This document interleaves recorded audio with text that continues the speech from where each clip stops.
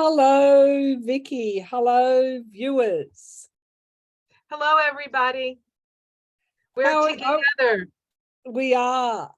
This is a special US in 2023 recording, and I'm very, very more than happy and grateful because I'm grateful about a lot of things heading into the new year to be sitting here with Vicki now and doing this reading. So that's what it's going to be about, the US in 2023. So we've got some questions and we've got some astrology and we've got some tarot and we've got some talking and we've got all of the things that we do. That's what we've got today for you. But just quickly, how has your Christmas? How are you, first of all? And I know my viewers don't know, but you've had a bereavement just before Christmas. So, I want to ask how you're doing. We want to ask how you're doing. Yes, thank you. I'm doing pretty good considering. I mean, losing your mother is always a bittersweet, right? She was 102. The last couple of years, she wasn't herself. She was going through dementia. And so it's hard to watch somebody that you love like disappear like that. But she was pretty even she would have moments of lucid, you could tell she was lucid, and she would come back in and then she would fade back. So it was both a relief, and then there's also the challenge of knowing that I can't just go see her anymore. But I mean, 102 years is a long time to be alive. So God bless her. I understood that she had a very good sense of humor. Oh God. Yeah. She was well, she was funny. More than having a sense of humor, she was funny. And she was sort of like, if there wasn't trouble to be had, she would make it. She was like a little bit of like an imp. She had that imp energy, and Yeah. it drove you crazy. Her funny bone was very well developed, I bet. Well, she would say, if you're not laughing, you're crying, so you might as well be laughing. I'm just getting that right now. I'm just getting that memory is going to be like for you to be really healing, because I know that in that first part after a bereavement, the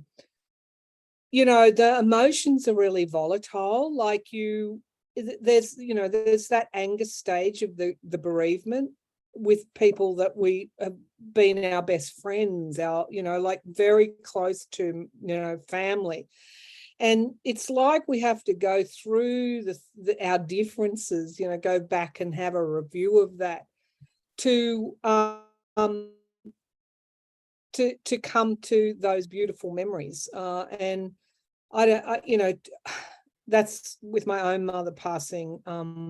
I became very angry with her for various times. She directed my life and other things, but I had to come to she's a very strong Capricorn in the 10th house person. But she also, I had to come to some sort of understanding as to why she would be doing that. And at the end of the day, it was all about love. And then on the other hand, she was my best friend. We talk, 2 or 3 times a week for all my life, all my adult life. And there was no one quite like her to do things with.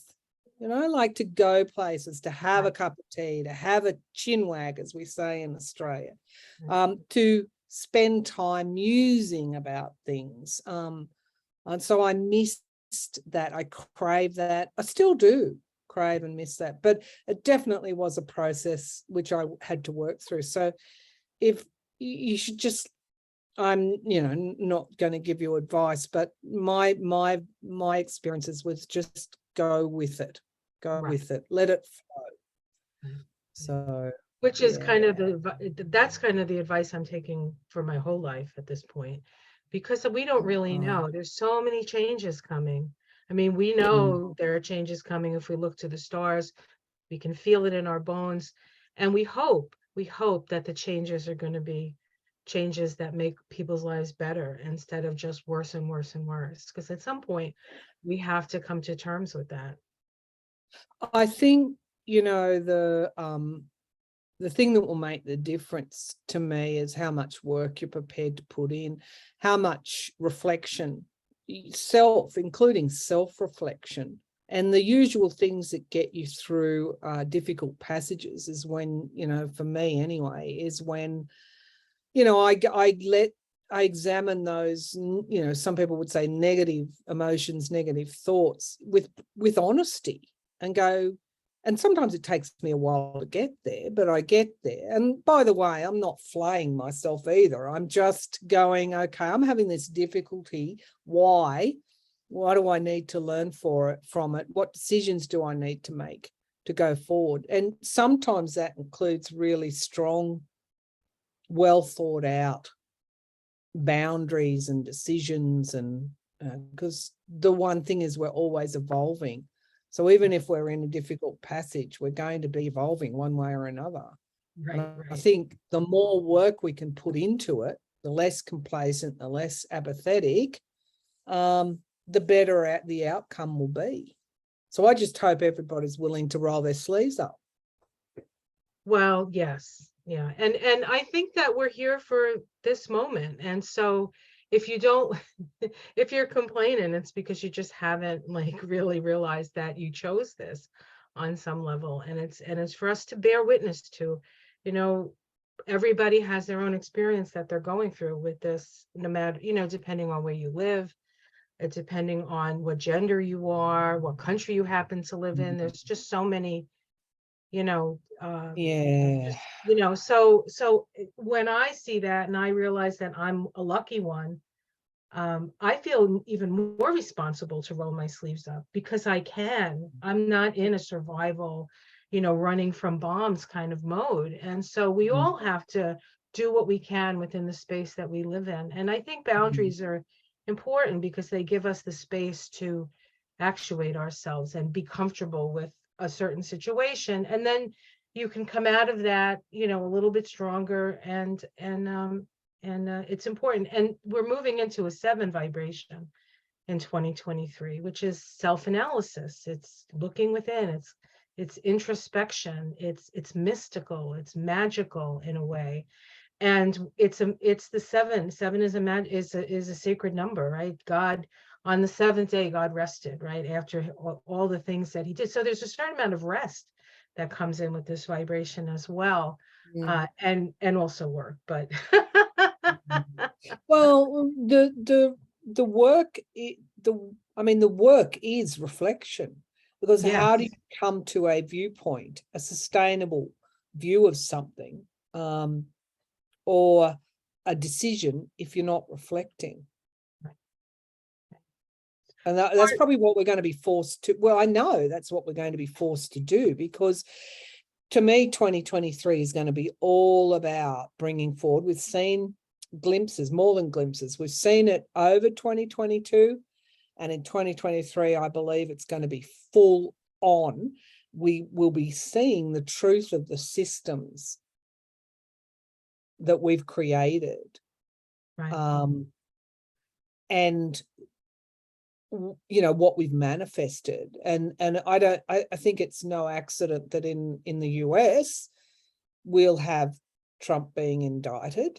We will have a really good look at the billionaires and millionaires who don't pay tax. We'll have a good look at the I think, I when I first became a journalist, they elected me to be a union rep. Well, the media moguls hated the union reps because we stuck it to them. But I think collective bargaining will be more and more seen to advance the interests of the many. I don't know why we became ashamed of collective action, because it's really where the power is when we want to protect our wages, protect our conditions, protect our benefits. And Elon Musk self-imploding. I read the other day the Seattle office is about to close. Yeah, but these people are bringing in their own toilet paper because janitor services are not being paid for. So, you know, and most of these workers that have to stay there are people on, have a green card, some kind of arrangement? Is it you're in the country for a certain period to allow to work? Work visa. I think it's a work visa. Work visa. Yeah, and so, you know, and here he is, supposedly the richest man in the world. We've just seen Trump's with a small t. Yes, I said T. Trump with a small t. We've just seen his tax returns and found out how little tax, no tax in 2020, and in was it 2019, $750 or something like that. You know, like, come on. And then, you know, Home Depot boss comes out and says, you know, nobody wants to work anymore, you know. And people say, well, pay them a decent goddamn, if I swore, wage. Pay them decently. Well, But you know, anyway. that all started with Reagan and Thatcher and those morons, honestly. Why, you know, Menzies in Australia. Yeah, so they started to chip away at the unions, and to the point where, but their unions are coming back. Amazon unionized in New York. It was a big deal. Just these, you know, I mean, Amazon is a huge company, and and then Starbucks is another company that's trying to unionize, and so that is the wave of the future. And the thing is, I think what maybe the pandemic helped people see is that without them, these companies can't really function, right? I mean, they need their workers, and you know what I mean? Like, instead of the workers needing them, they need the workers. I think it was just a paradigm shift. And I think that, and of course, with Pluto going into Aquarius, like the power is in the collective. Let's talk about those transits. I know we will look at the solar return, but while we got here astrologically, yes, Pluto does move into Aquarius. We talked about this March 6th. Sorry, March 23rd. Yeah, to June the 11th. How I see that as like, you know, a movie, like if you look at a movie trailer, it will give us, I believe, a glimpse of what will happen when Pluto moves into Aquarius in 2024. How do you see Pluto in Aquarius, given it's so prominent with Pluto in your Sibley chart? How do you see that playing out in America? Well, as soon as a planet moves into a sign, especially the slower moving ones like Pluto and Neptune and Uranus, if there's something in that sign, in the chart, it gets activated, even if it's not exactly on the position in the chart. So as far as the United States, we have both the south node of the moon in the Sibley chart and the moon in Aquarius. And so that's sort of power to the people. And it's going to be in Aquarius for 20 years. So it's a process, right? But what we're going to see in that sort of two almost 3 month period is glimpses. And so we have to really pay attention to things that are happening, almost like write them down, because it'll give us a hint as to what's coming. I'm a firm believer in the idea that astrology is a living, breathing sort of thing that you interact with. And so you have to, when something is going on up there, you have to look down here and you have to journal it.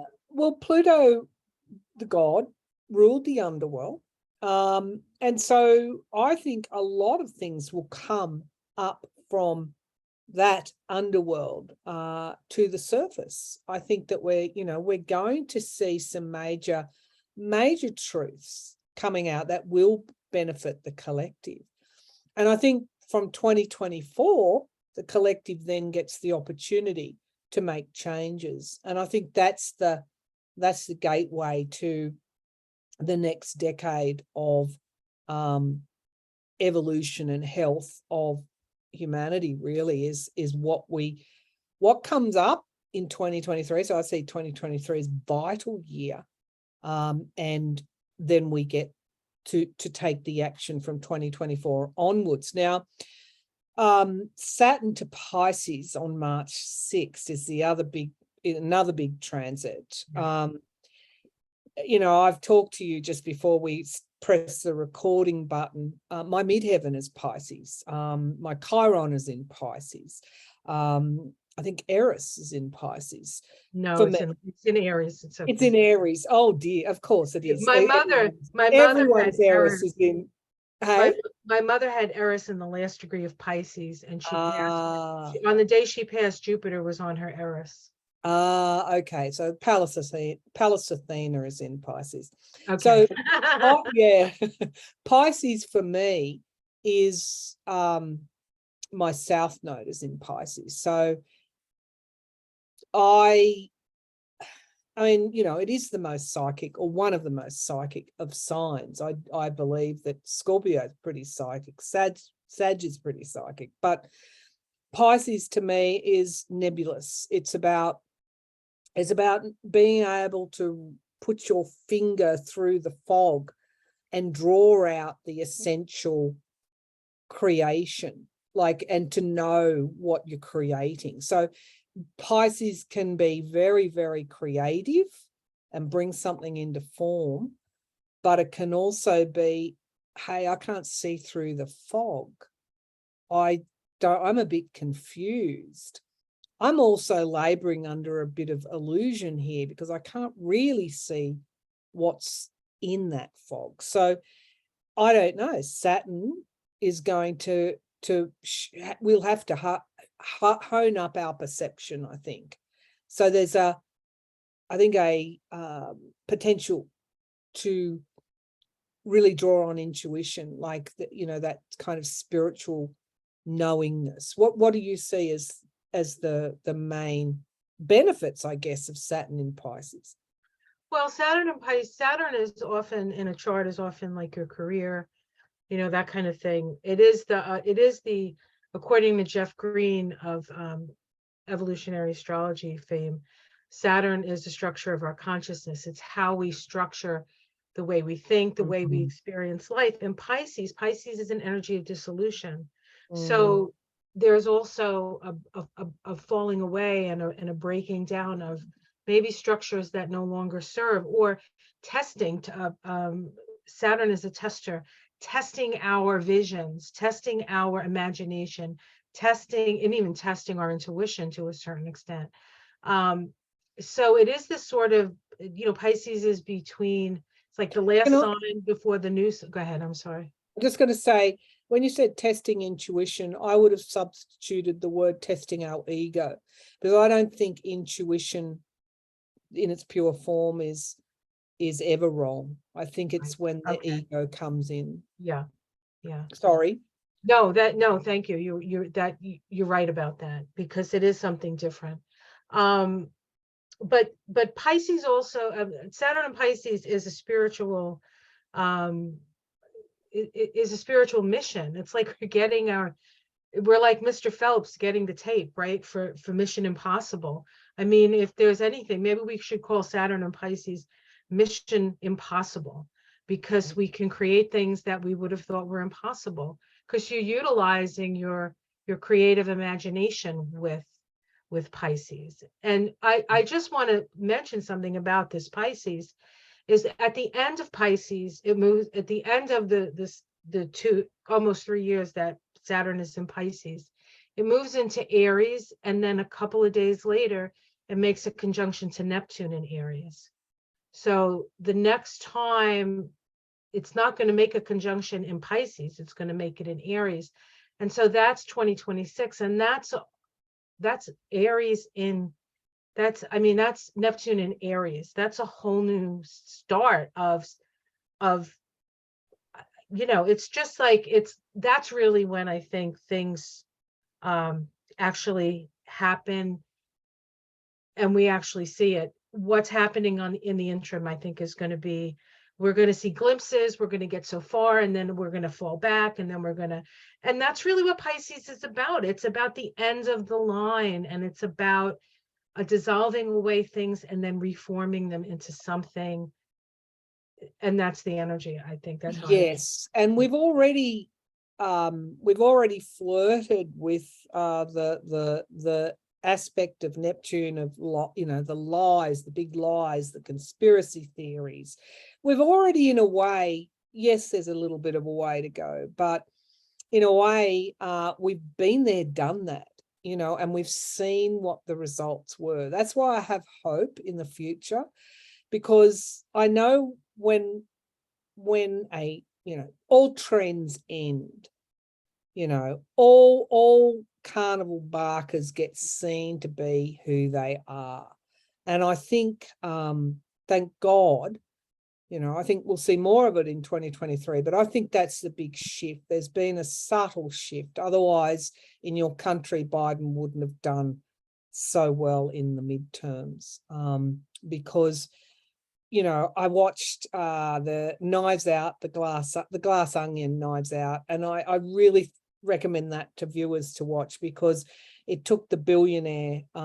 They call them interrupters. Did you watch it? It Yes, very I much did. reminds me of Musk and Trump, those sort of characters. People don't. There's some great lines in there. People don't want chaos at the end of the day. They want to know that they can come home, they can pay their mortgage, they can pay their bills. They don't want, conspiracy theorists on their front lawn yelling at them with waving, flags of the Confederate flags or God knows what. They don't want. There's going to be more of the collective is going to demand change, and I think your country is going to be where that will unfold. It's just so much has come out about, the pushing. I read this morning, 1766, the author of that Proud Boys paper, which was, the revolution, take back our country, was turned out to be groomed to join the CIA and the FBI. And he was a public servant that authored that paper. And it wasn't based upon any kind of authenticity. It was based upon a calculated decision to entrap people with I guess, the real intention was violence, a kind of a nefarious intention. Yet people will, like Ashley, the lady that died in, Right, Babbitt, I think. Ashley Babbitt. she embraced that as the truth. She was there wholly and solely. That's something else I think we need to consider is, and this could be, I don't know if this is a Saturn and Aquarius thing or a Saturn and Pisces thing, but it could also be the voting systems with Fox News. I think that could really change the face of what they're allowed to say. I think that, along with what's happening with Meghan Markle and Prince Harry, and that whole thing about the media in England and the tabloid news, all of that is sort of coming up, and because really Trump was sort of a tabloid star, so he sort of brought all that sort of with his Pecker, his Pecker friend, Mr. Pecker. I mean, perfect. Small Pecker. I don't know about Pecker's Pecker, but ooh, I better not laugh too hard. I'll get a stitch. And then we'll have to stop early to get stretched. But yeah, so and then there was one other thing that happens we didn't mention. Oh, no, well, okay, the nodes of the moon. Nodes, right. So currently in Taurus and Scorpio, boy, that's been a ride and a half. But the nodes of the moon moving to the North Node into Aries on July the 17th, the South Node into Libra.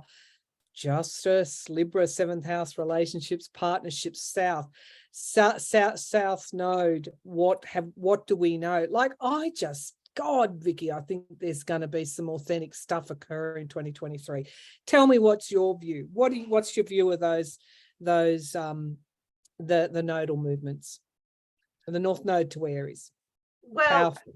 Yeah. So the North Node right now being in Taurus points us in the direction of what we value, what's important to us, right? It's Venus.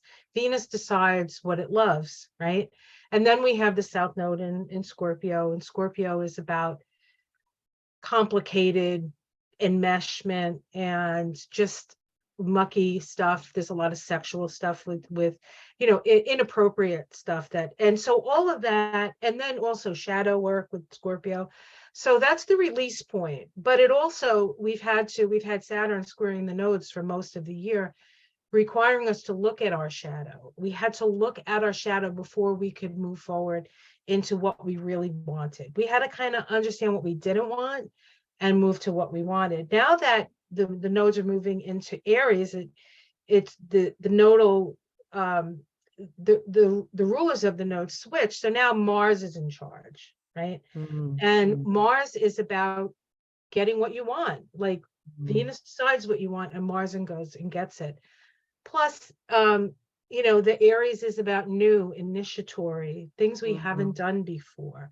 So it really does sort of propel us in a way to a future, but we're going to have to let go of codependency. We're going to have to let go of certain things in that Libra, giving our power away, staying quiet, all those sort of negative, as the same time bringing all the talents from that Libra, right? Laws, maybe making laws, enacting laws that will protect us, something like that. And Libra also is very good at conflict resolution, very good at mediation. And so any disunity that is holding the country back, and I know the Republicans have the House for the time being, and the Dems. I don't know. I always said the Democrats, and there's this little wiggling feeling in me too. There's a little, that guy in New York who lied about it. Let's not go there, because I've got a okay, all right. about him.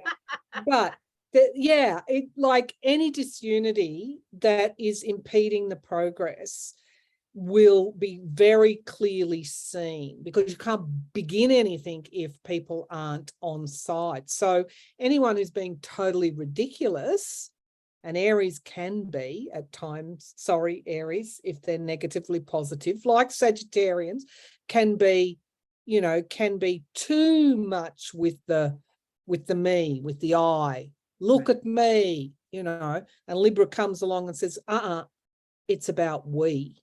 It's about we. If you want to get anything done, if you want to move forward, you're going to have to look at some unity here. So, interesting, really interesting. Now, I think that's the major transits, isn't it, Vic? Yes. What do you want to do now? Why don't we pull some cards so we can maybe mix it up? And if we can look at the solar returns, that's fine. But maybe we'll do that. We'll see. Because I know people like the cards, so let's do some cards. All right, we'll mix it up. Okay. So how do you want to start this? Do you want to ask me? Do I want to ask you? What do you want to do? You ready to pull? I am ready to pull if you have a question. Yeah, I do. I just hope it's not the question I'm going to ask you, because then okay. Well, it doesn't matter, because we might get two takes with a different nuance, slight nuance. I'm going to ask you first up about that lying politician Santos. Do you think that he will be ejected out of Congress for whatever reason, whether it's a criminal investigation, an indictment, Russian money, whatever? Is he going to be able to stay in Congress? That lying Santos. All right, I'm using the Crow Tarot. That was a good one for liars. Yes. Okay, we start with the Two of Wands. So I feel like they're weighing. They're looking at two sides of things here. Challenged by the Four of Pentacles. So there's money behind this, obviously. There's some sort of dark money, I think, associated with this guy. They just said, hey, we'll just say that you can just say this stuff. I'm not even sure he came up with it. Maybe somebody came up with it for themselves. Underneath it all is the Empress. So it is New York after all, and the Russians are very powerful in New York. Okay. Um, the mob. Okay. In the past, we have the, oh God, what is that? Oh, it's upside down. It's anyway, it's the 9. This guy, I think owed something to somebody, maybe there was some sort of quid, what is that called? Quid pro quo, right? Yes. So Yes. they said, you got to do this for us, that kind of thing. Yep. Yep. In the sky, we have the 2 of cups. Still not a decision. Still not a decision. Let's see what's in the immediate future. The 6 of cups. So that's Past. going back to the past.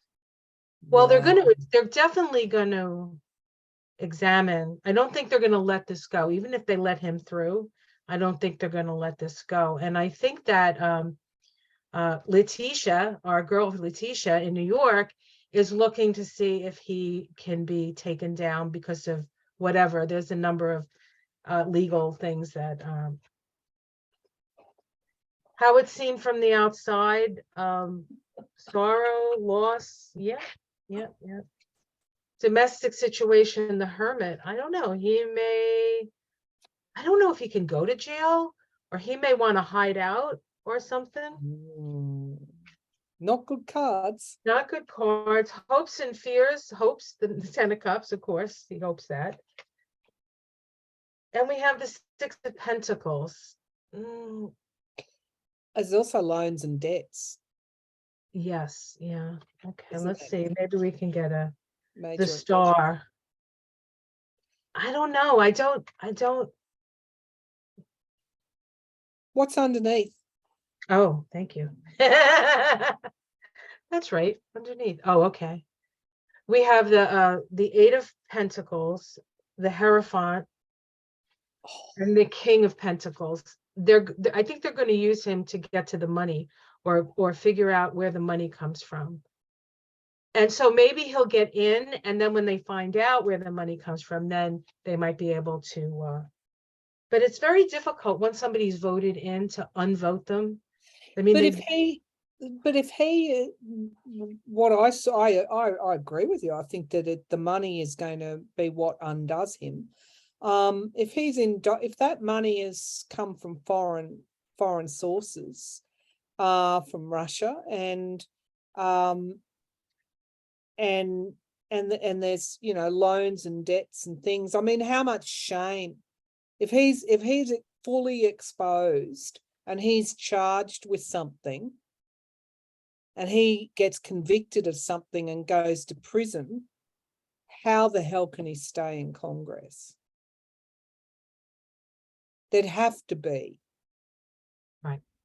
Do you think the Republicans are going to have somebody in prison, or going through this court, this indictment over foreign money? They're going to think that they're going to keep him there, that they'll cut him loose. They'll accept the loss of the seat, and they'll cut him loose, because I know that those voters who voted the shamster,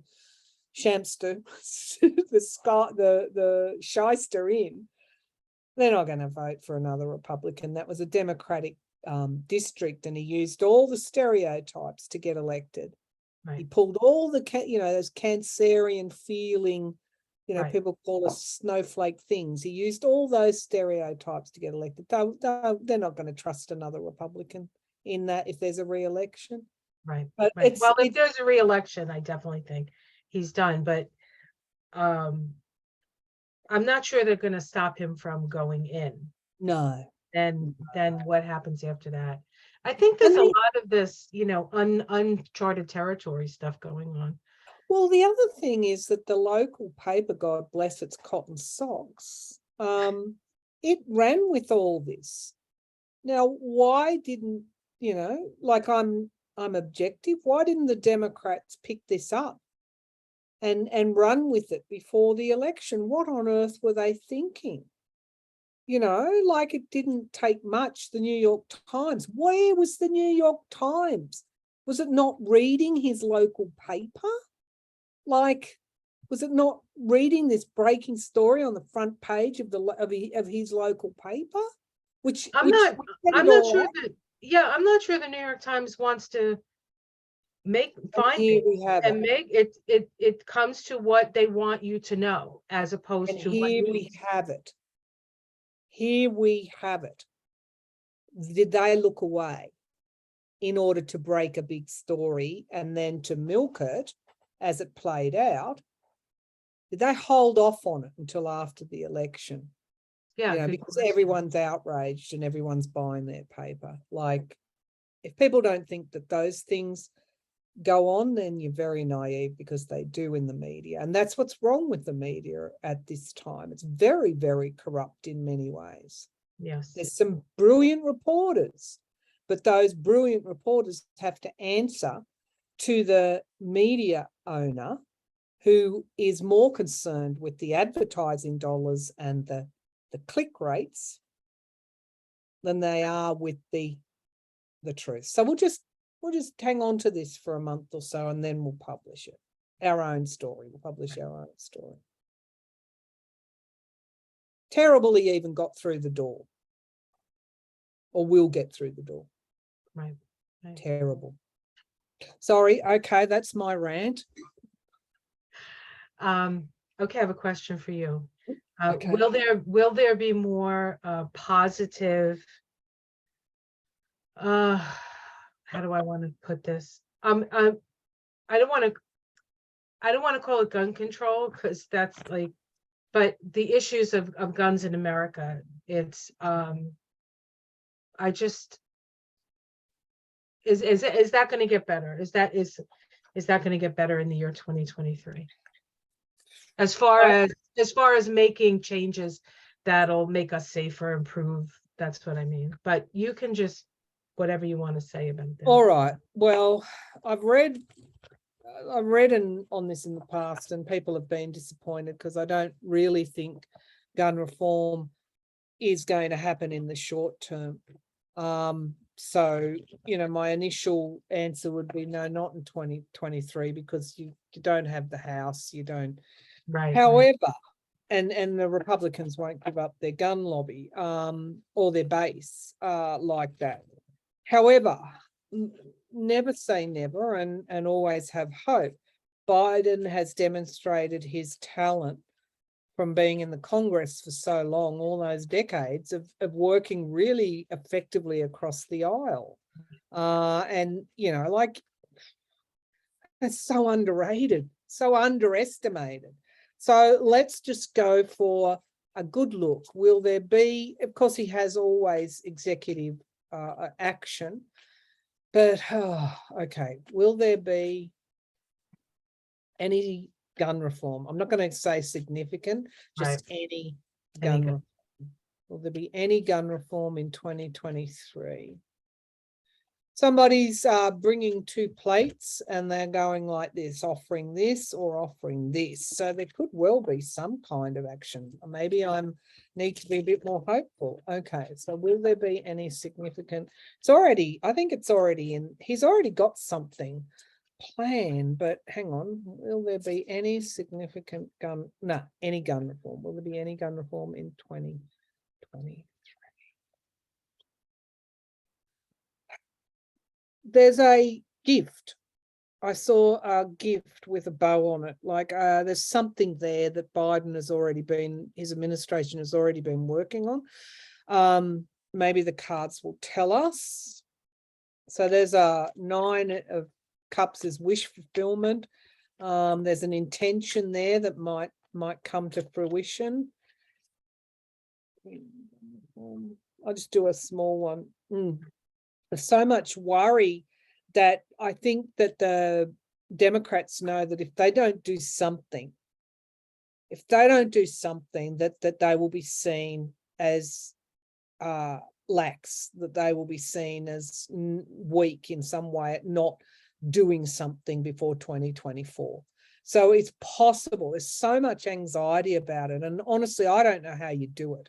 I do not know how you walk into the coffee shop in the morning for your coffee in certain parts of your country and sit there while people come in with their guns in their holsters and God knows what in some of those states. I just don't know how you do it. So there's that. Now there's 2 9s there in case people didn't realize, 2 9s. So for me, we're getting closer to something here. Now the 8 of Swords is at the foundation of the reading. There's just so much mental anguish about guns in your country, and paranoia as well, fear. In the past, we've got something coming to fruition in time. Well, it's damn well been a long time coming, hasn't it? That's in the past. But it does tell us that something is coming. Yeah, okay. So we've got the Ace of Wands in the sky. I think there's something that master stroke, and yes, he does have a stutter and he is aging, but there's something that he's got. It's a master stroke that he's got planned, and they've been working on it, or they will work on it, perhaps in the Senate to begin with. They could even be doing deals. It's been in the works for a while now. There is something, the Star card in the here and now, having hope, again, not losing hope. And there's the courts, the government, the Hierophant, the higher.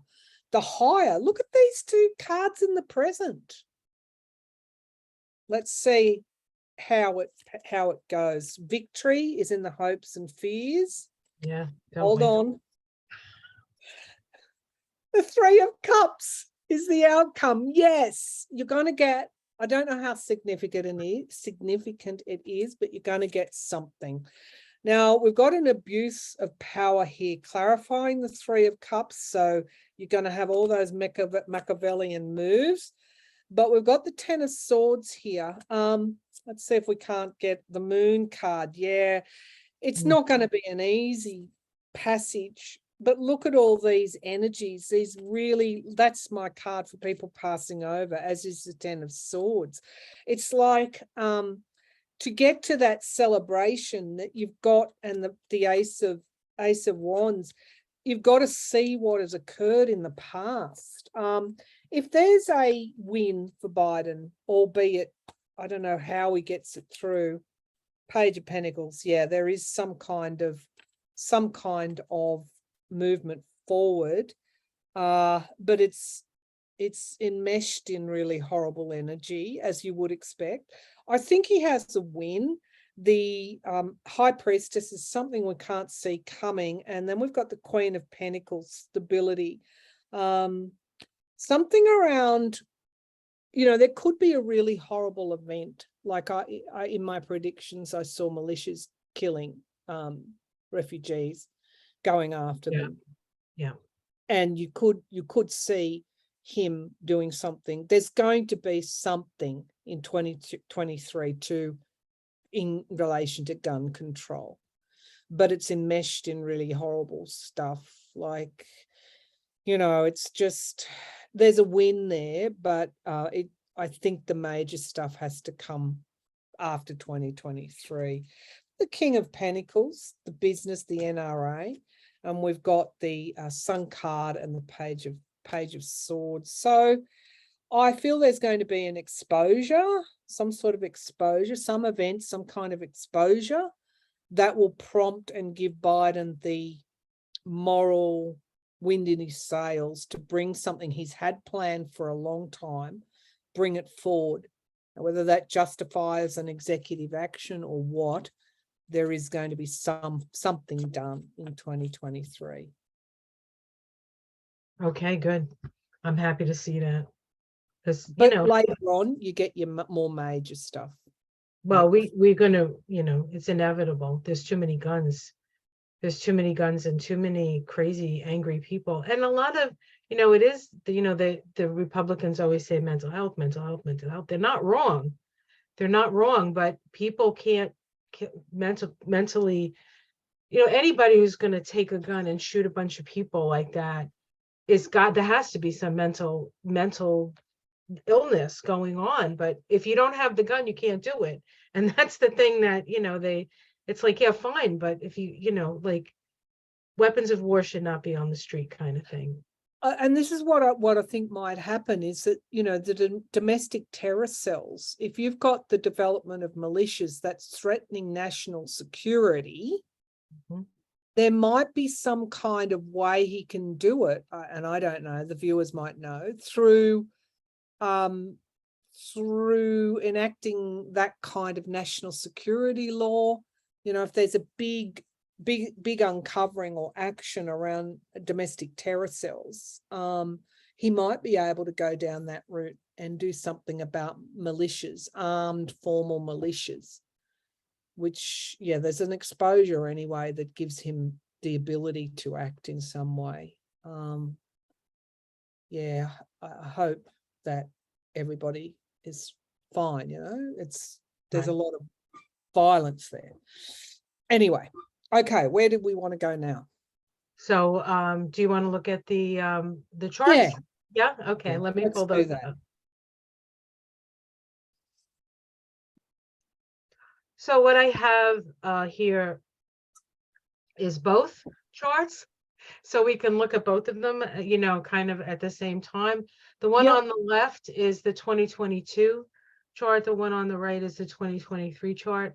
And I tend to do the solar returns from the time of the solar return. So it goes from July, in the case of 2022, July 5th was actually on the 5th this year, the solar return, to July 5th of next year. And then on July 5th, we have the next chart. Okay, go ahead. I want to ask you, what do you see in the solar return from the 2022, July 5th, 2022? What do you see in that chart, in that solar return? Well, first of all, when you're looking at a solar return, the most important planet will be the sun, right? Because it's this return of the sun. And we have it in Cancer in the first house. We do have a Gemini ascendant. Incidentally, that ascendant is conjunct Trump's sun. So he's on our lips, unfortunately. It'll be such a nice thing where we don't even have to ever say that word again, but we still have to learn the lesson from that. So we're still going to hear his voice and his word. I think, like, figuring out who are we? What do we stand for? Who are we really? First house stuff, right? We have Jupiter up there in the 10th house. We've had a lot of things go through with the Biden administration, a lot of, like, the infrastructure and the other programs that are there to sort of initiate and start up community stuff, and there's a lot of things to support the direction, right, of the people, for the people.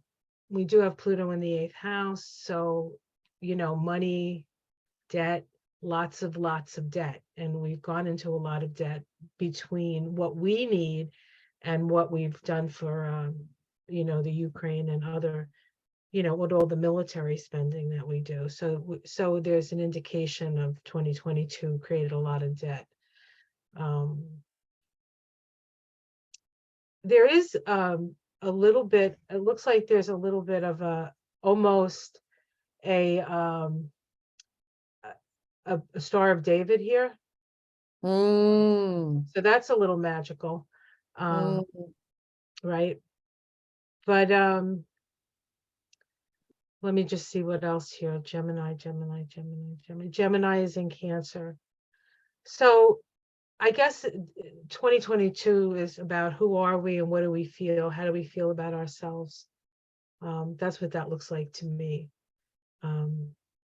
So what will you see in that, or in the 2023? Do you see anything? Yeah, I guess the shift, what I'm looking for is the shift.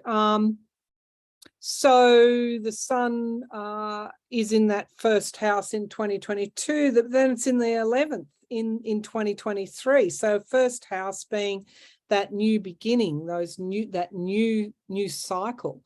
And then by the time we get to 2023, that solar return then for the 2023 to 2024 is all about the collective. Right. And then you've got Mercury there sitting, and then they are conjunct.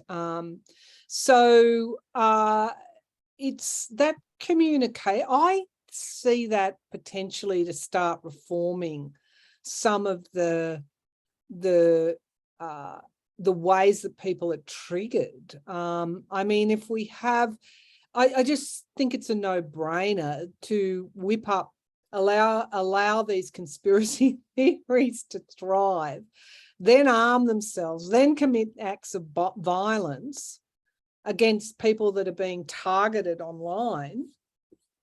You know, like, when's the tipping point? When do you start to look at, now I know how people feel about Lindsey Graham. I'm not here to defend Lindsey Graham, but Lindsey Graham and Elizabeth Warren, who is a, you know, law professor, very gifted legal mind, are working together to look at whether or not social media needs to be licensed.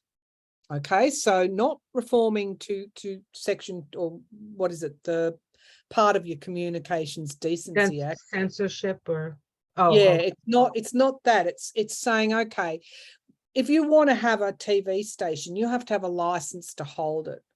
We need to know that, you know, and there's all sorts of foreign ownership stuff that then comes into it.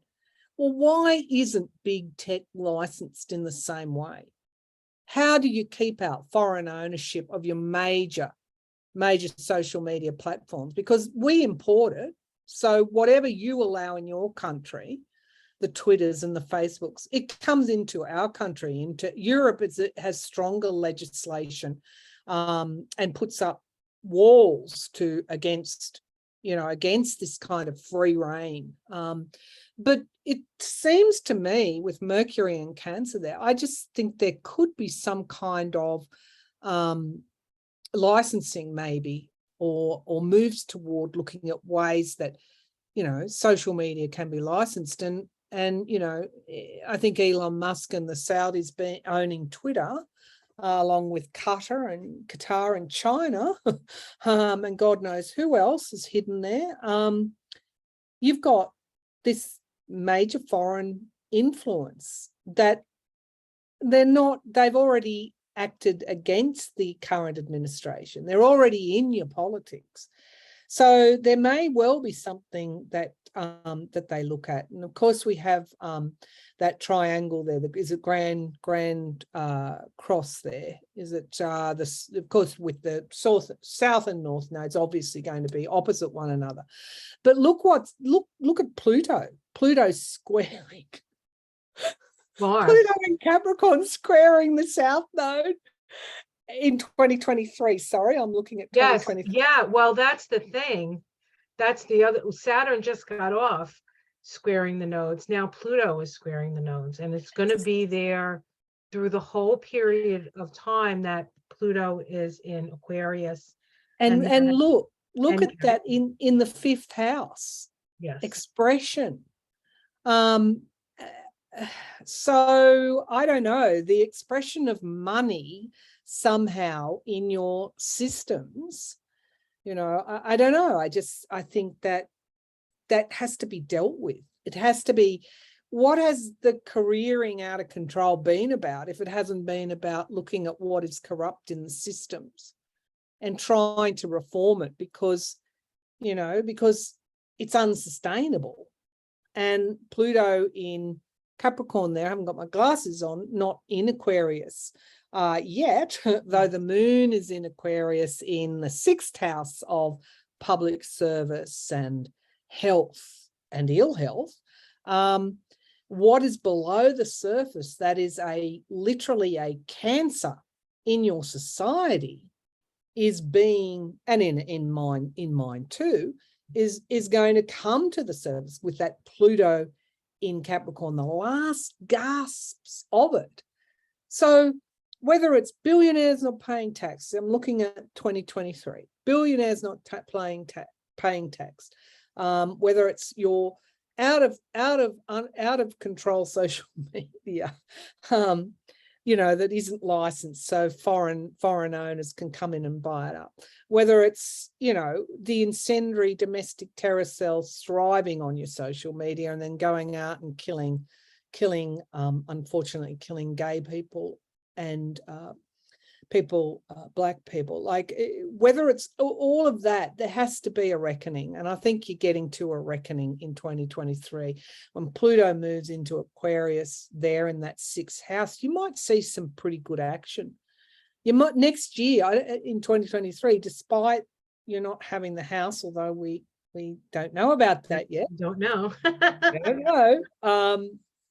I still see the potential there for action. And Saturn in Pisces, meaning you have to, in the 7th house, you have to deal with those partnerships that are creating mayhem. And Neptune there in Pisces, the big lies, they have to be dealt with. So because you're not going to progress, and we know that you're not going to progress, Chiron in Aries, until you deal with that. And so, interestingly, the North and South nodes are still in Scorpio and Taurus, stability and bringing something to a close in order to get that stability. Jupiter into Taurus, wow, an expansion of stability. So solar return, that'd be lovely. 23, but in the 8th house, 9th house, law. Okay, in the 9th house, law, Jupiter in Taurus, the laws that make us more stable. Uranus in Taurus again, some kind of action that we see that is going to make a huge difference. From 2023 to 2024, I see as a period of progress, even though everything tells me, but it'll be progress on the back of what is hurt, what is wounded, what is destroyed, what has had to be brought to a close. What do you see? Well, one of the things that I find interesting in this, the 9th house of the 2022 chart, I believe we might have to look at the chart, the 2021 chart. When was Roe overturned? It was 2022. Right, but was it before July? I think it was after. That's what I'm thinking. Well, it was right around that time. We can call it that. You see Saturn in Aquarius in the 9th house. Saturn is tradition, it's patriarchy, it's all of that stuff, right? And then this time we have Uranus there with Jupiter. So there can be an upset in the court, maybe the Supreme Court, maybe something with Clarence Thomas, or Alito he's a shady guy. Yeah. Alito was a shady guy. And so and then of course there's all this dark money in the courts that Sheldon Whitehouse is bringing up. So I think we might get some shocks around that. We also might get another woman in there with a Jupiter squaring the moon, Aquarius, Saturn. That's a possibility as well. So I think there's going to be or maybe there's more of these crazy decisions that the court is making that creates, more upsetment and people not trusting the court. I mean, it's pretty obvious that the court is not non-biased.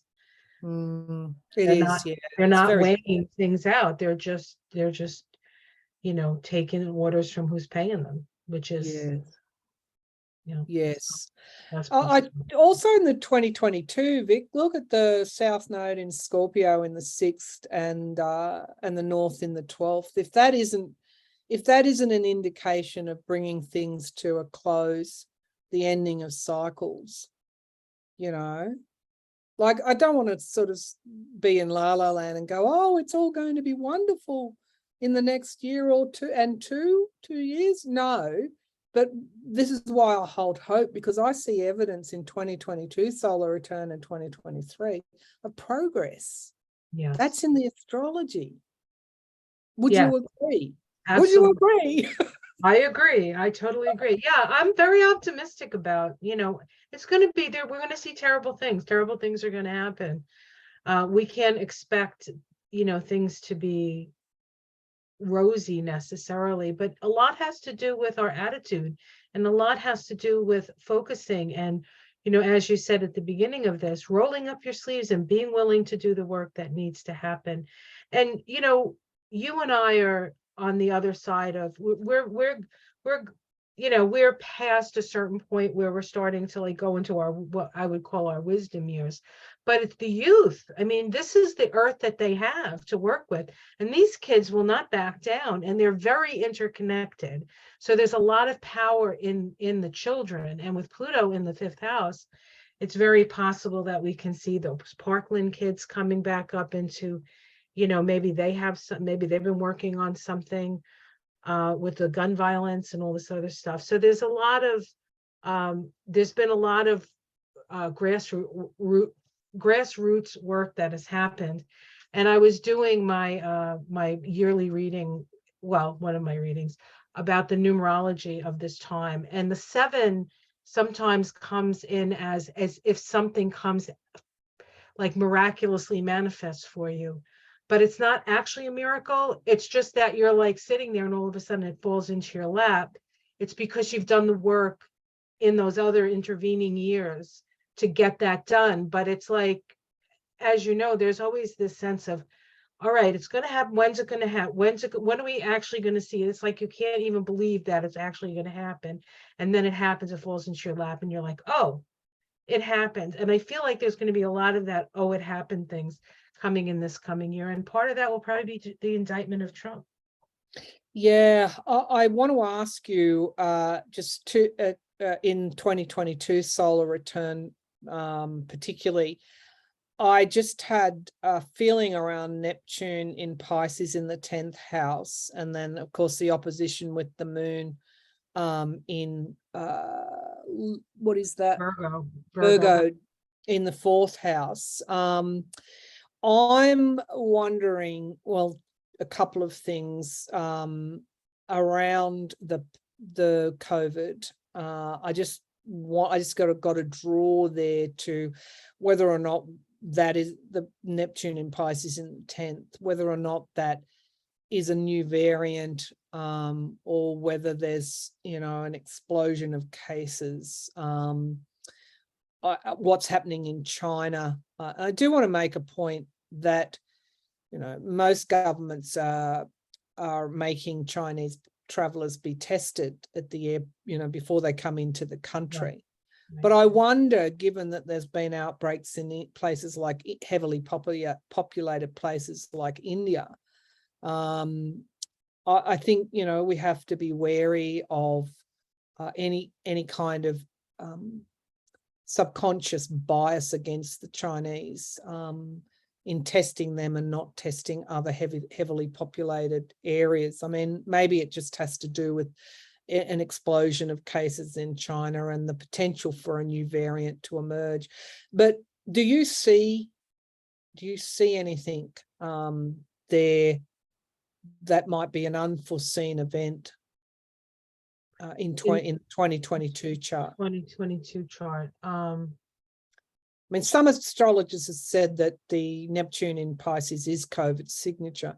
Don't know if I fully agree with that, but given it's in the 10th house of the public, I'm just wondering if you see that, or what's your take on?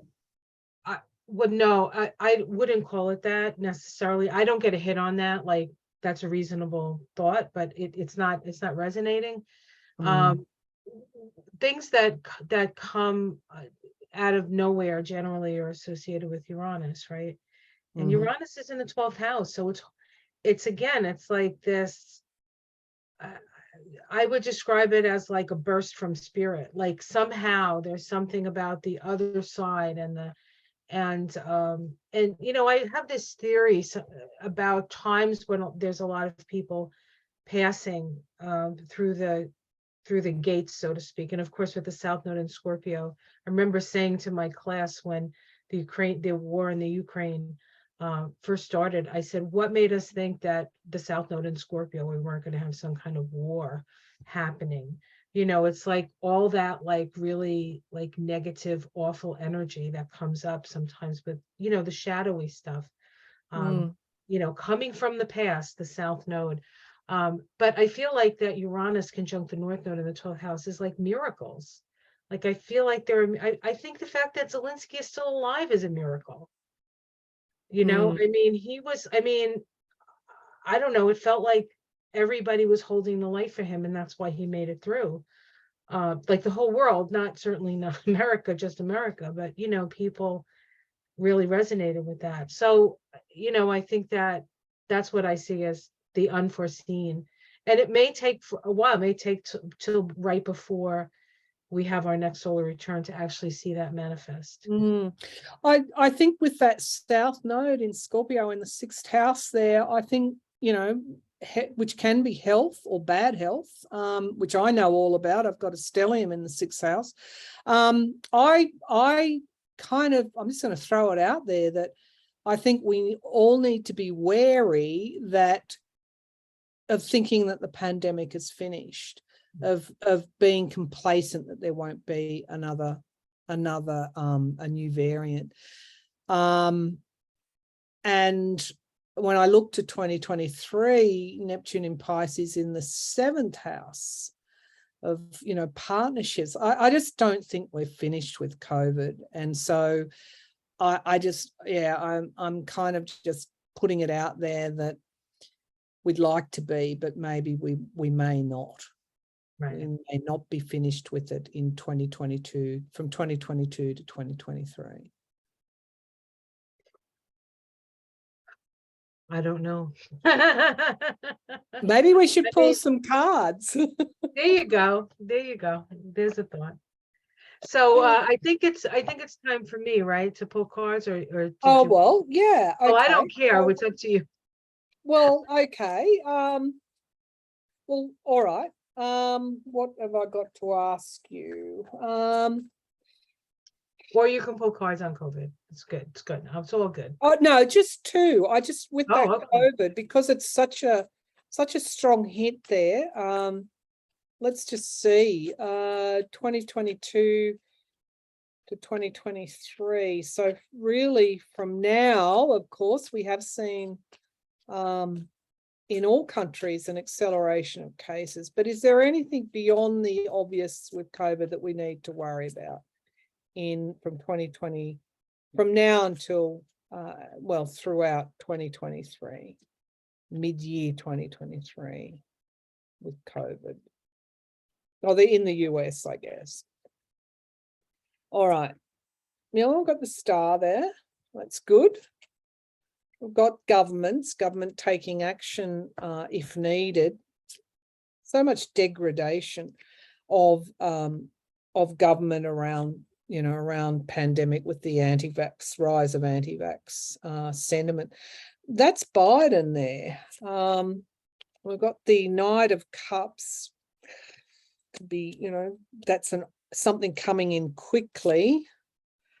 All right, travel. Okay, he's taken action to maybe to make people be tested. Families, homecomings, the moon, and that moon was in Aquarius, wasn't it, in 2023? Yes. Solar return, something coming from the surface, and that's the 5 of Cups.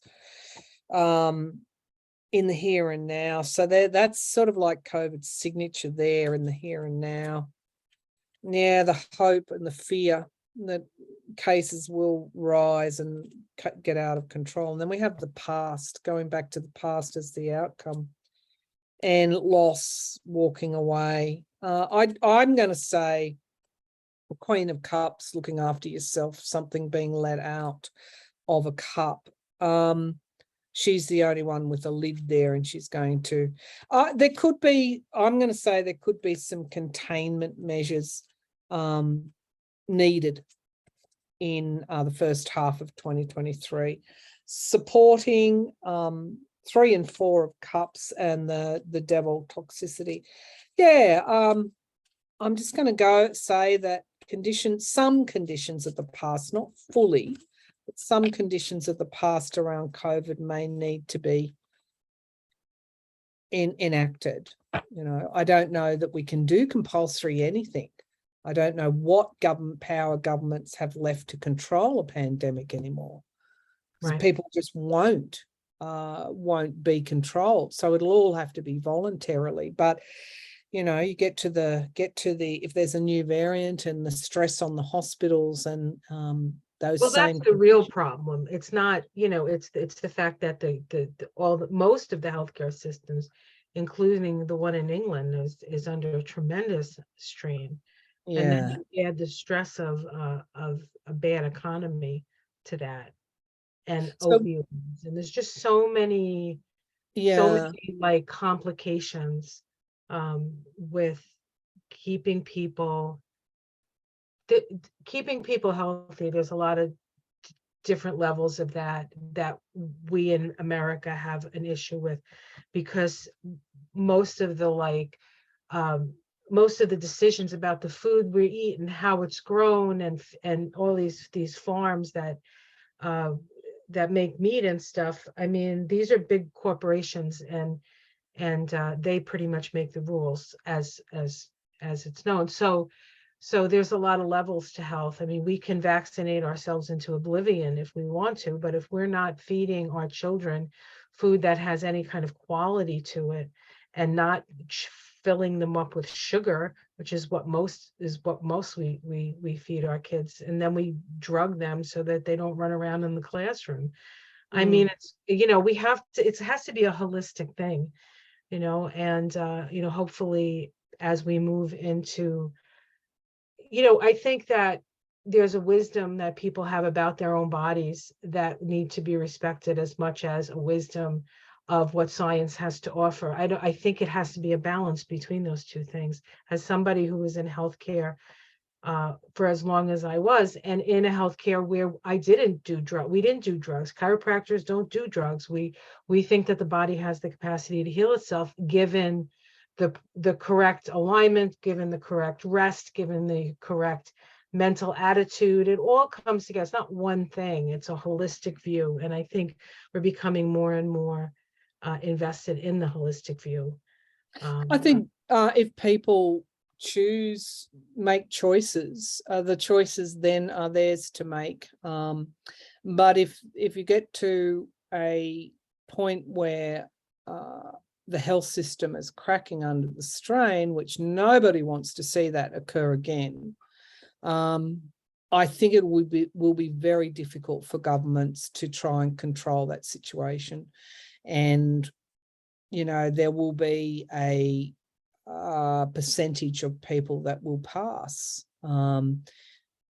So I guess for anyone out there that, like me, that that wants to live for a little bit longer, I've still got things to do. Don't be complacent. Right. It's a simple thing to wear a mask. It's not a political statement, it's a health statement. If you choose to, put your mask on. Social distance, they're things that you can do. But I think what I feel from those cards is that it's not over yet, that we need to be vigilant, but for governments to actually do anything to avert any sort of public health crisis will be very, very difficult in 2023. All right, so more's the shame. More's the shame. All right, so billionaire. Oh, okay. The next question I have for you is the billionaire class in the US. Nobody I know. Yeah, nobody I know either. Have gotten away with a lot in the last, since the 90s, perhaps, when greed was good. Do you see in 2023 any moves in the US to try and make the millionaire class more accountable? Whether that through the tax system or conditions for workers. I mean, will there be any move whatsoever to make them pay their way fairly pay their way and look after their workers in a far better way than what they're doing now. So any accountability for the millionaire class in the US in 2023? I'm using the top deck, pull out the big guns. The Tower. Yes, this feels like a revolution to me. It's not going to go over well. I'll tell you that. The Queen of Swords. So that says to me laws, maybe it changed. They're going to maybe do something with the laws. Maybe it has to do with foreign investment and stuff like that. I don't know how that works.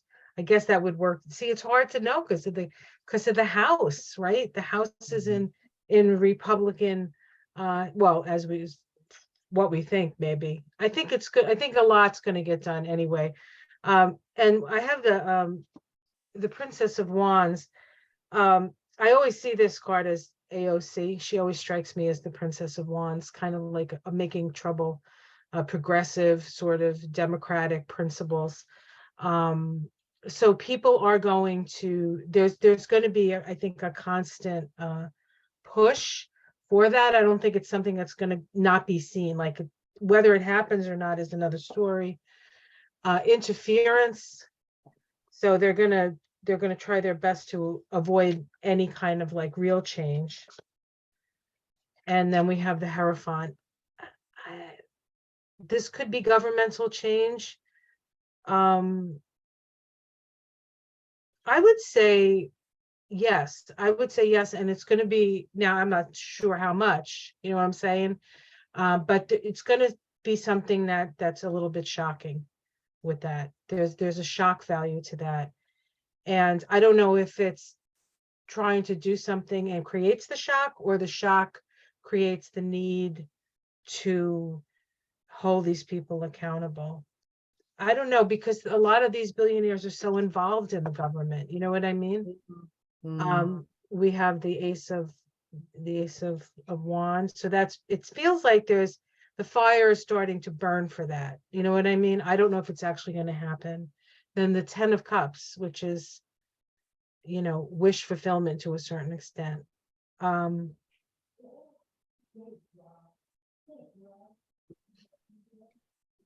I think the people are gonna. I feel like it's the people that come up and say, "Look, you guys gotta start paying us." Excuse me. So I would say yes. I think that they're gonna start in one way or the other, whether it's better things for their workers, or that's more likely. More like the union stuff, I think, is more likely than actually enacting things that make them, tax them more, because that's going to take what they say, an act of Congress, right? And if Congress is too busy looking at Hunter Biden's nude pictures on this stupid laptop, whatever, I don't know how much is going to get done, although I think that's going to backfire for them too. So yeah, well, maybe let's do a cut down Celtic cross in relation to the House, your House, in how's that going to go for the Republicans. So I'll ask you that first, and then I'll have a go with a slightly same theme but slightly different question. How rocky is it going to get with the Republicans controlling the House? I mean, some are saying they're going to blow up the supply of whatever it is, the debt seal. They're going to, put the debt ceiling, hold the debt ceiling down. Like, how rocky is it going to get with them? Okay. In the House, given that they can even elect a speaker. Yeah. I guess what I would maybe ask is, what is Republican-led House going to look like? Maybe that's the question I want to know. I like that. Okay, let's see. We have the Prince of Cups. This is the King of Cups. So this is Biden. right? So in this deck, this is the king. So focus on that. The Three of Pentacles. This is actually getting work done. On what? Let's see. The Moon, insanity. So I think that they're gonna do this Hunter Biden thing. They're gonna go, as we say in New Jersey, balls to the wall on that one. Just like, now how well that's gonna vibe with people, I don't think people care. I honestly don't think people care about that. They would rather make sure that their children are safe in school and that they have food and that there's housing for them and they can afford to live. I don't think anybody cares about whether there's nepotism for the vice president's son. Of course there is. Of course there is. That's the way it works. It's the old boys club. Everybody knows it. Is he worse than anybody else? He's an injured soul. I mean, he's, and it's out there. So it's not like he's, that like we don't know that he was a crackhead. You know what I'm saying? So it looks like they're just going to be nuts like they usually are. Defeat. They're not going to win. No. The Emperor. They're not going to win. So, to their own peril. That's what it looks like to me. Now, I don't know if that was the question you asked me, but that's the answer. No, that's okay. Now, the question that I would do on the house is one that's been bugging me since I read a year or more ago on the house, that I initially felt that they would lose by a small amount. Then Roe occurred, was overturned, and then I said, well, they probably are going to keep it, but not by much. So it was hard to get a good read on it, because basically it was so close. Now, if Santos has to stand down and a Democrat is re-elected, 7 of Cups, interesting. And this is the Fountain Tarot, by the way. And then you get more moderate Republicans not wanting to see the QAnon circus in the House. And, huge things that happen with Trump and the other scandals, wanting to break away to the MAGA party, like anything, a speaker not being elected, like anything could happen. So I guess my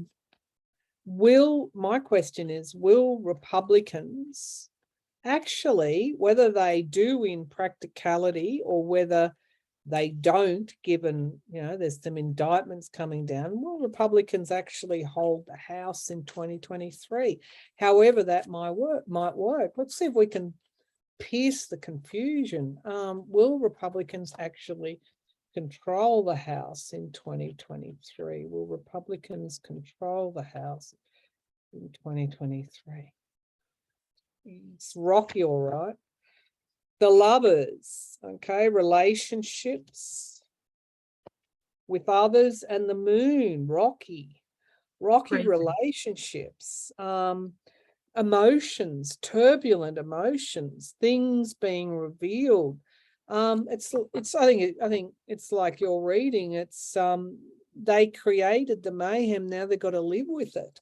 The Two of Cups, contracts and relationships are really highlighted with each other, unity and disunity, all of those themes. The Eight of Coins in the past, but that's in the past. The skill to actually work together is in the past. Well, they did pass a lot of stuff with Pelosi and Schumer. Yeah.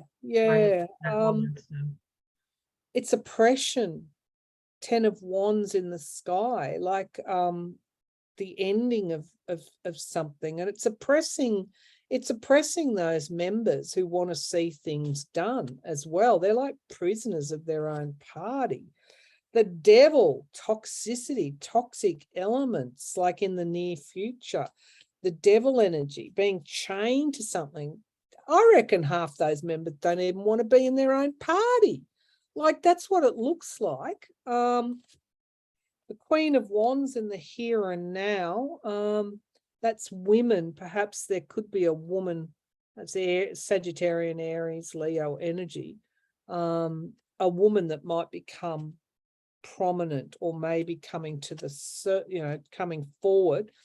The Four of Coins, that's like insecurity. It's like if they don't give women a go in their own house, they're going to pay for that as well. Like, this is a really divided camp. Hopes and fears is Biden. At the end of the day, the Democratic president's going to have to manage this whole stuff, even though it's not his party. Like, some of those Republicans in the House are actually looking to Biden for a sense of hope. Yeah. Like, I don't think we understand how the non-MAGA Republicans, like, where they're at, where their headspace is at. Disappointment, cynicism, Four of Cups. 3 cups have been lost, but 1 cup remains for them. Will the Republicans hold the House again by that one? It's like I keep getting 1 vote, one. Like, it's so razor thin, but that's also not a strong yes card.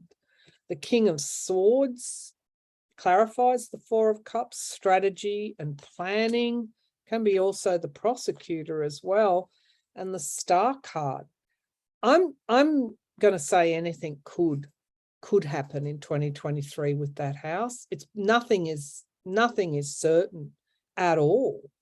Page of Wands again, the only very small gains that maybe they'll move forward, but pages, Page of Cups, something, the lie, you can pretty much count, and the abuse of power. 10 of Coins. I think Santos is going to go. I'm pretty sure Santos will have to go. Their razor thin majority gets even slimmer. Somebody's the Congress people who have lied about the January 6th coup, they have to be dealt with.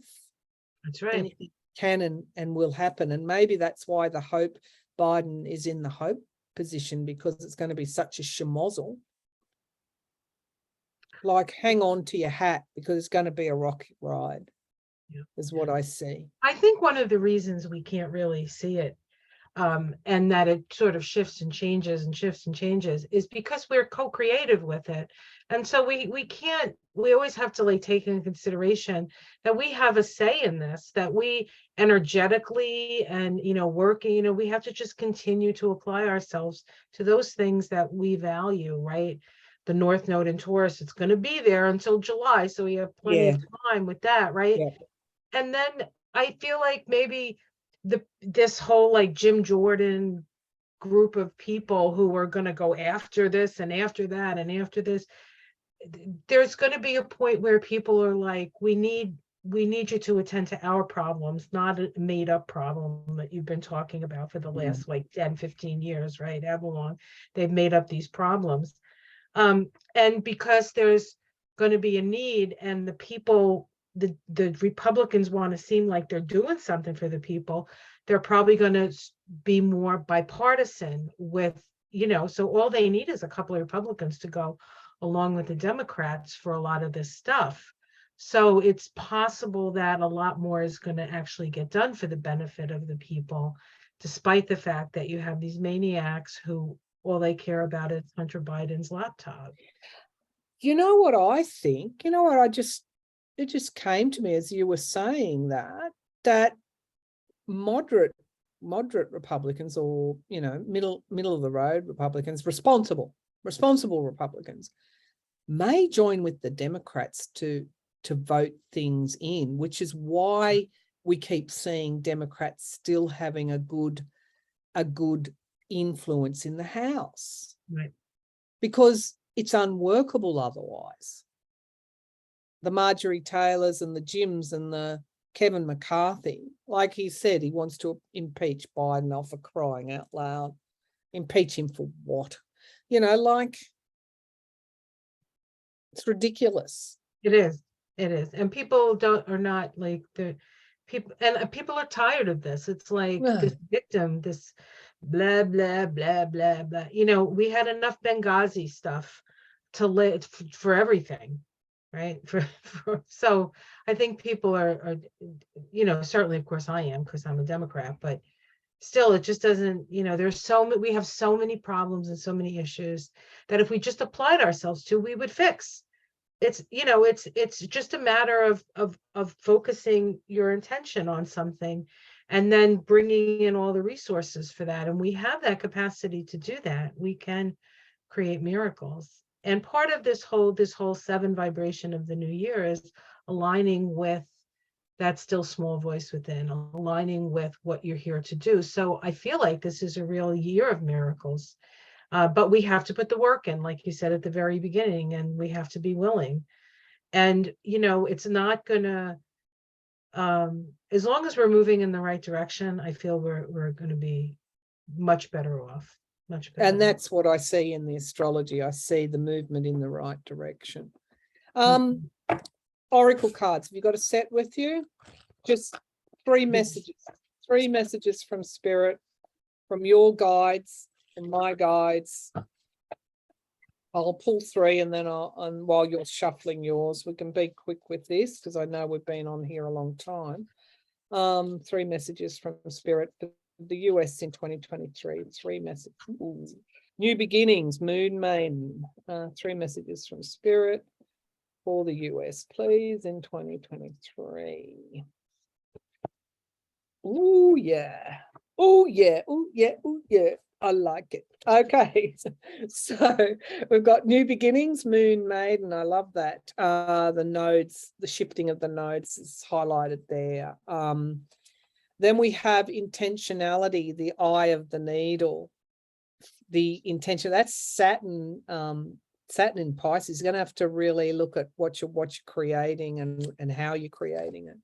And then empty well, it's time to replenish. We just talked about the past, how it's been, like the lying and the extremism and the conspiracy theories and all of that. It leads to an empty well. It doesn't do anything. And so Aquarius being the water bearer, when Pluto moving into Aquarius, I think we're going to get a replenishment in some way, which will be a little window into what occurs once Pluto moves into Aquarius in 2024. What did you get? I got electricity. Interestingly enough, electricity is ruled by Uranus. Uranus is the ruler of Aquarius, right? So I feel like this Pluto moving into Aquarius may be just a jolt. When we saw the Tower card, that first card that came in when we were asking about whether the rich are going to pay their fair share, it's this awakening. This is an awakening energy. So we have an awakening here. And then we have voice, finding your voice. Yeah. Speaking your truth. The path on the tree of life, which is the path of the chariot, the 7 vibration, right? Connects the third eye to the throat. And it's in the pillar of the future. So it's about creating the future through your intuition and your ability to express yourself. And then we have wind, which is change. And so there's something coming down the pike for us, and it may not be, another war in some other far country, but it could be a spiritual awakening that has us find our voice and create the change that we need to see. So again, there's this miraculous energy from these cards, as I would read it, where we have an opportunity to really, really make a difference. What's underneath, Vicki? What's underneath at the base? Just one. Speed. It's gonna happen fast. Okay, and right use of power. There you go. Well, that's it. I mean, oh gosh, well, we summed it up, didn't we? We certainly did. We didn't need to do the reading or the astrology or the questions or anything. We just cut to the chase to the oracle cards. Skip to the end. Skip to the end. If you want to know the real answer, skip to the end. Anyway, this was this was such a pleasure, Maryann. Thank you so much. That's I okay. can't think of a better way to spend like the last few days of this highly stressful and transformational year. And I know, and I speak to of many people, thank you for the work that you do. I know what it costs you on a certain level. Oh, thank you. It costs all of us, but because we know that this is what we're here to do, we do it with love. And you have Do it just because we have to. be kind. We do it, yeah. Well, and we're impelled. I mean, I feel like if I don't do it, I'm like, oh my God, I'm like, then I feel like I'm not doing anything, which I don't like feeling. So, you have to put your energy and your talents where your energy and talents lie. And I want to thank you from the bottom of my heart for all you've meant to Thank me you. and your fan. I don't know, what do you call them? Fans? I mean, I feel that still always seems a little watchers. That sounds a little weird. I don't know. Loyal supporters. Loyal supporters. Thank Okay, you. I like that. on the personal, one wish for you for 2023. What is it? What's your wish? What's your dream? My dream is to get my work out there so people can learn through it and evolve through it, because I feel like this is the kind of information that people need. My work with the Kabbalah and with the astrology, I really want to, now that I can focus on that, because I'm not taking care of my mother anymore, so I can put all the energy that I can in that. So that's really, work is very important to me. It's what drives me to have meaningful work, and I feel like I just want that to expand. Yeah, well, maybe you should take it on the road a bit, even if it's just around your own state, to areas that don't get. There's a big cry out for face-to-face readings, and people don't have that option. They listen to us at the collective, but so many, because face-to-face readings is so intense, a lot of readers do them for a short time and then stop doing them because it takes so much out of you. But you've got all that health stuff to bring to bear, that health background, natural health, and anyway. All right, what's my one wish? Yes, that's your wish. Yeah, I'm working on my book, my cancer book. I have been since 2015. It's been a stop-start thing, and my journey to realize my blueprint, my purpose, my spiritual stuff. I want to get that finished because it's such a sad, in parts, because my sister's voice is in there and she passed away. So I haven't picked it up. I wrote most of it and then put it away and left it gathering dust in the drawer. When Jupiter moved into Aries in 2022, it gave me the spurt on to get it out again. And I've done some channelings and a whole lot of other things. I've got to get it finished because I know my mother's on my shoulder. She's in spirit. She's saying, finish it.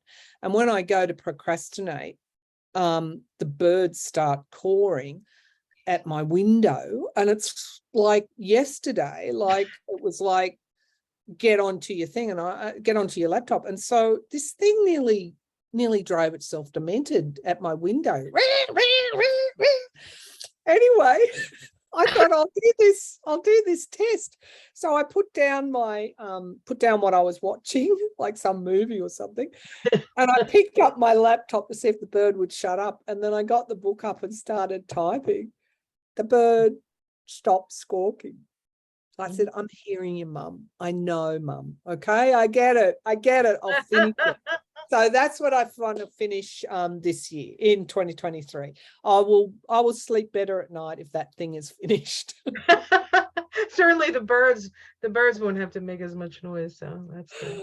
Oh, but look, it's been wonderful. There's nobody else that I would do a joint reading with on the US in 2023 other than Victoria Skirbo. So Thank you. Thank you. Thank you for joining me. And thank you for bringing forward your vision and your intuition and your interpretations in this reading. It's been extremely valuable. And I think people got a good show. So I hope so. thank We'll you for find out. being you. Thank you. All right, Namaste. everyone. Take care, everyone. Namaste.